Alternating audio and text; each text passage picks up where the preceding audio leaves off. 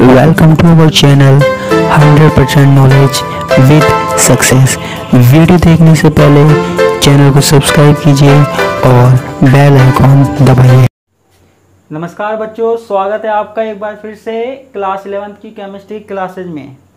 हमारे पास मापन की बात चल रही थी। कल मैंने आपको बताया था कि कौन कौन से मात्रक हो सकते हैं, कौन कौन से मात्रक हो सकते हैं जिनकी सहायता से हम चीज़ों को माप सकते हैं, कैलकुलेट कर सकते हैं। लंबाई किस में माप सकते हैं, द्रव्यमान किस में नाप सकते हैं, समय किस में नाप सकते हैं।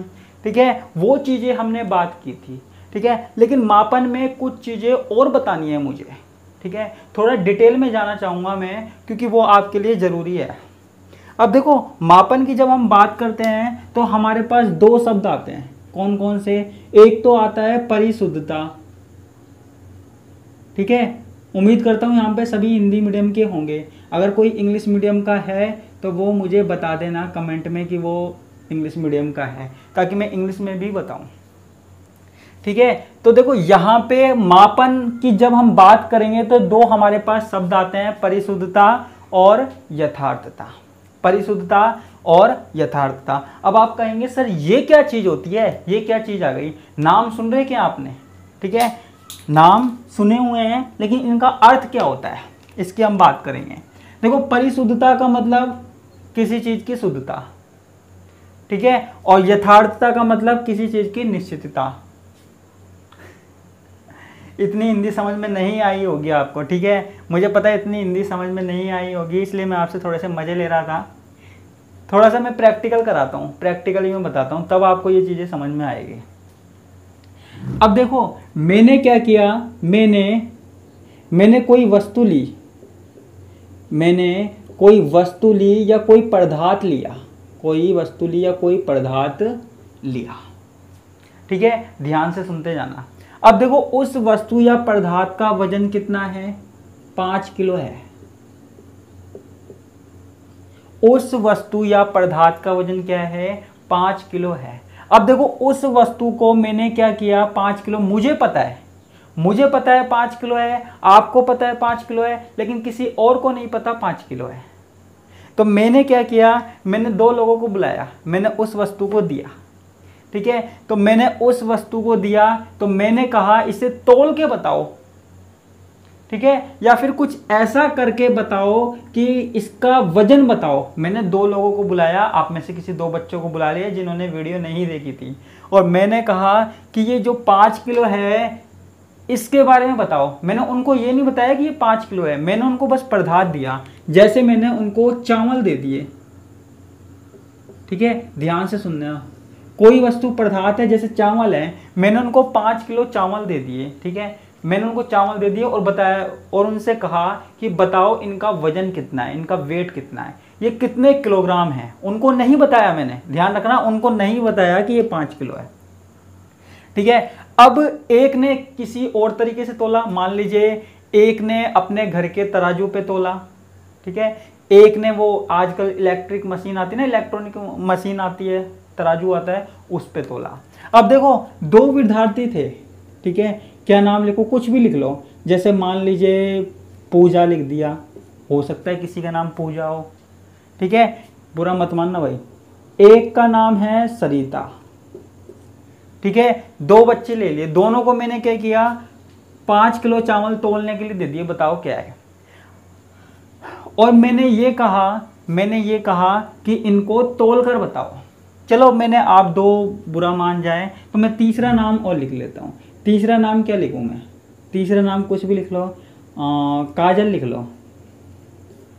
ठीक है, 3 लड़कियां थी, काजल, पूजा, सरिता। मुझे ये नाम इसलिए याद आया क्योंकि ये नाम मैंने सुने हुए हैं ज़्यादा। अब देखो, अब मैंने क्या किया, तीनों को 5-5 किलो चावल दे दिए और उनसे कहा तौल के लेके आओ। उनको मैंने वजन नहीं बताया। अब देखो, ये जो पहले वाली आई, ये वाली जो पहले वाली आई, इसने पता है कितना वजन तौल के दिखाया। इसने कहा, मैंने कहा 2 बार रीडिंग लेनी है, मैंने कहा 2 बार तौल के देखना है। अब इसने 2 बार तोला, एक बार तो इसका वजन कितना आया, 4.90 आया। ठीक है, और एक बार इसका वजन आया 4.92 आया। ठीक है, यानी कि इसने जो चावल थे उनको तोला, पता नहीं कैसे तोला, तराजू पे तोला या फिर इलेक्ट्रॉनिक मशीन पे तोला, जैसे भी तोला, तो एक बार तो इसका वजन आया 4.90, एक बार इसका आया 4.92। ठीक है, और हमारे पास दरअसल था कितना, 5 किलो। ठीक है, अब ये लेके आई, सर मेरा तो इतना आया है, मैंने 2 बार तोल के देखा, मेरा इतना आया है। ठीक है, मैंने कि चलो कोई बात नहीं, अच्छी बात है। इसके बाद आई सरिता। सरिता ने कहा सर मेरा आया है कितना, एक बार उसने 2 बार तोला, उसका भी कितना आया, एक बार तो उसका आया 4.90। ठीक है, और एक बार आया उसका 5.10 ग्राम, लगा देता हूं आगे, या किलोग्राम। ठीक है, मैंने कि चलो कोई बात नहीं, अलग अलग आए कोई बात नहीं, कोशिश तो की, मेहनत करने वालों की कभी हार नहीं होती। अब हमारे पास तीसरी आई काजल, सबसे आराम से आई, है ना, बिल्कुल लेट आई, सबसे आराम से आई। मैंने सोचा यार जब इन दोनों से ही सही नहीं निकला तो इससे क्या निकलेगा। तो जब वो आई तो उसने कहा सर मैंने 2 बार चेक किया, इसे 2 बार चेक किया, तो एक बार तो मेरे पास आया 4.99। मैंने कि भाई वाह, तुम तो सीमा रेखा पर पहुंच गई। और दूसरी बार कितना आया, दूसरी बार आया 5.01। मैंने कि भाई वाह, मजे कर दिए तूने तो। अब देखो जो हमारे पास पहले आई थी, पूजा आई थी, इसके क्या थे, 4.90 और 4.92। इसके 2 परिणाम आए थे, 2 रिजल्ट आए थे। अब देखो इसने दोनों बार जो रिजल्ट आए थे, जो दोनों बार रिजल्ट आए थे, यानी कि इसने बिल्कुल सही तरीके से नापा है, इसने बिल्कुल सही तरीके से नापा है, जैसे इसने पहले नापा था वैसे ही इसने दोबारा नापा है। ठीक है, हालांकि 5 किलो नहीं है, लेकिन इसने जो नापा है ना वो बिल्कुल सही तरीके से है। जैसे इसने 4.90, दूसरी बार 4.92, इनमें ज़्यादा अंतर नहीं है। ठीक है, यानी कि इसके हिसाब से जो परिणाम है ना वो क्या है, परिशुद्ध है। परिणाम क्या है, परिशुद्ध है। जब किसी चीज़ का जब किसी का परिमाण निकाला जाता है, परिमाण निकाला जाता है और 2 परिणाम आते हैं, 2 परिमाण आते हैं या 3 परिमाण, जितने भी आते हैं, ठीक है, अगर वो आसपास हैं, जैसे मैंने 5 किलो चावल तोला, उनका 2-3 बार मैंने क्या निकाला, भार निकाला, और उनके जो परिणाम आए हैं, उनके जो परिणाम आए हैं वो आसपास हैं, उनमें ज़्यादा अंतर नहीं है, तो वो क्या होते हैं, परिशुद्ध होते हैं। ठीक है, वो क्या होते हैं, परिशुद्ध होते हैं। ठीक है बच्चों, अब ये जो सरिता आई थी, अब इसका एक तो आया 4.90, एक का आया 5.10। ठीक है, अब इसके जो दोनों मान है ना, एक तो जमीन पे आया, एक आसमान पे आया, मैं उल्टा ही बोलता हूं, एक तो जमीन पे आया और एक आसमान पे आया, इसलिए इसकी जो रिजल्ट आया ना जो इसका, वो परिशुद्ध नहीं है, बिल्कुल भी परिशुद्ध नहीं है। ठीक है, अब ये जो काजल है इसका जो 4.99 है और 5.01 है, आसपास है दोनों। ठीक है, तो इसका जो परिमाण आया वो है परिशुद्ध। ठीक है, तो जब किसी वस्तु का हम मापन करते हैं, जब किसी वस्तु का मापन हम कई बार करते हैं, 2 बार, 3 बार, 4 बार, और उनके मापन में क्या आती है, समीपता आती है, यानी कि मापन चाहे सही ना हो, मापन चाहे सही ना हो, लेकिन उनमें क्या आती है, समीपता आती है। यानी कि जितने भी मान हम निकालेंगे ना, किसी वस्तु का जितने भी मान हम निकालेंगे या किसी वस्तु को जितनी भी बार तोलेंगे, उनके जो मान है ना वो आसपास ही आएंगे, 4.90, 4.92, 4.93। ठीक है, अगर ऐसे कोई मान आते हैं ना तो उसको हम बोलते हैं परिशुद्ध, प्रिसीजन, परिशुद्ध बोलते हैं। ठीक है, इसलिए ये परिशुद्ध था। ठीक है, यहाँ पे जो 2 मान आए उनमें जमीन आसमान का अंतर है, इसलिए ये परिशुद्ध नहीं है। और इसने यहाँ पे जो मान है वो हमारे पास परिशुद्ध है। ठीक है, ये हमारे पास परिशुद्ध है क्योंकि इसमें मान क्या है, आसपास है। ठीक है, अब देखो यहाँ पे आगे क्या होता है वो हम देखते हैं। अब हम बात करते हैं यथार्थता की। किसकी बात करते हैं, यथार्थता की। अब देखो हमारे पास यहाँ पे ये तो बात हो गई किसकी, परिशुद्धता की बात हो गई। ठीक है, तो मुझे उम्मीद है कि आप समझ गए होंगे कि परिशुद्धता क्या होती है। जब हमारे पास एक ही चीज़ के कोई दो रिजल्ट निकलते हैं ना, और वो क्या है, आसपास होते हैं, उनका जो मान होता है वो आसपास होता है, तो वो परिशुद्ध होते हैं। तो इनमें से ये वाला और ये वाला क्या है, परिशुद्ध है। ठीक है, अब आप कहेंगे ये यथार्थता क्या है। ठीक है, यथार्थता क्या है। ठीक है, तो परिशुद्ध तो आपको पता ही लग गया। जब किसी प्रयोग के दो परिणाम, या जब किसी प्रयोग के कई मानों में, दो क्या तीन ले लो, कई मानों में निकटता होती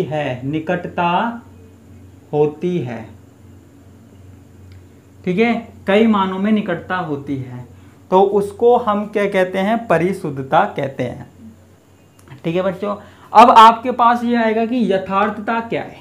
यथार्थ, सत्य, यथार्थ यानी कि सत्य, क्या सत्य है हमारे पास, क्या ट्रू है वो।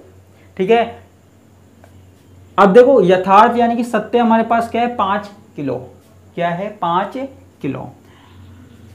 अब देखो जिसका मान, इन तीनों ने जो मान निकाले, अब जिसका मान हमारे पास 5 किलो के आसपास आएगा, हम कहेंगे वो यथार्थ है, वो सत्य है।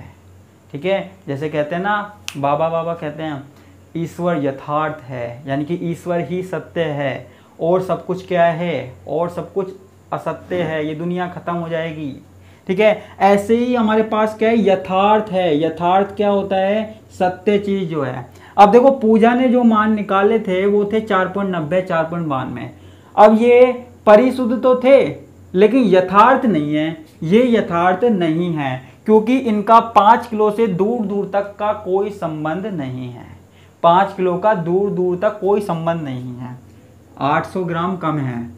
अब देखो यहाँ पे सरिता ने जो मान निकाले वो न तो परिशुद्ध है और ना ही हमारे पास यथार्थ है।